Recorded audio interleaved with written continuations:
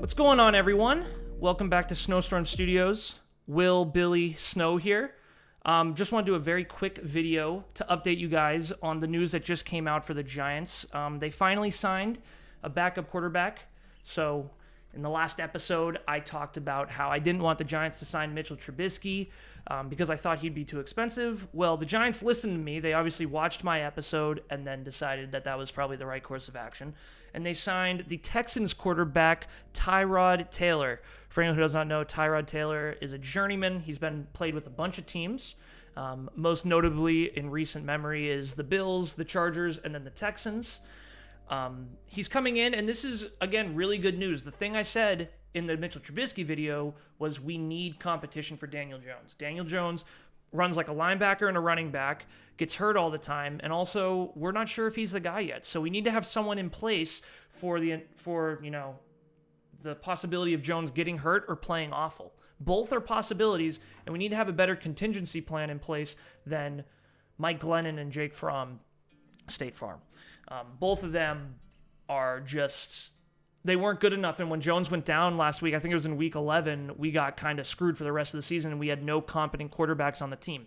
So awesome by the Giants. So, the initial deal came out and it said he was signed for $17 million. And I'm thinking $17 million, 2 years, that's like 8.5. I'm like, shit. I said 10 million was probably too much. 8.5 might be a little bit too much. But looking at it again with some recent tweets, shout out to Alex Wilson for giving this to me. His link will be down below. He said the Tyrod Taylor deal is not bad. Let me go over here actually to my stream live. So we can see here the Tyrod Taylor contract is not bad. It is 2 years worth 11 million, sources said, 5.5 per year. There are incentives that equal up to 17 million. And then he said that is solid AF. I agree, Alex, that is solid AF. Basically what that is saying in a nutshell is if Daniel Jones doesn't get hurt or play bad, we only have to pay him 5.5 million a year. I said anything over 10 was a problem. Joe Schoen and the Giants cut that in half. So there's a check mark right there. The only way he gets paid more is if we need him. That's a check, because if Jones goes down, it gives this guy some incentive to play well, and hell yeah, he should get paid for being the quarterback if Jones is incapable of doing it either by injury or by just play.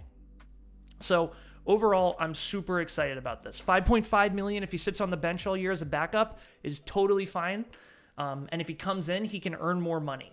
Great, love it. The final piece to this isn't going to be a long video, but the final piece to this is the Giants are saying, in my opinion, that they are not committed to Daniel Jones. They're saying, hey, we're bringing competition for you. If you get hurt or don't play well, we have someone who we know can play well, and we're going to bring him in. If you remember, Tyrod Taylor was on the Bills when Joe Schoen was there, and I think he was on the Bills when Brian Daboll was there as well. I could be wrong about that, but Tyrod Taylor knows these coaches or knows the head coach and knows our general manager. So I do think this is Joe Schoen and Brian Daboll saying we are not committed to Daniel Jones long-term. Are they going to give him a chance this year? Absolutely. Is he going to be the starting quarterback this year? I believe so.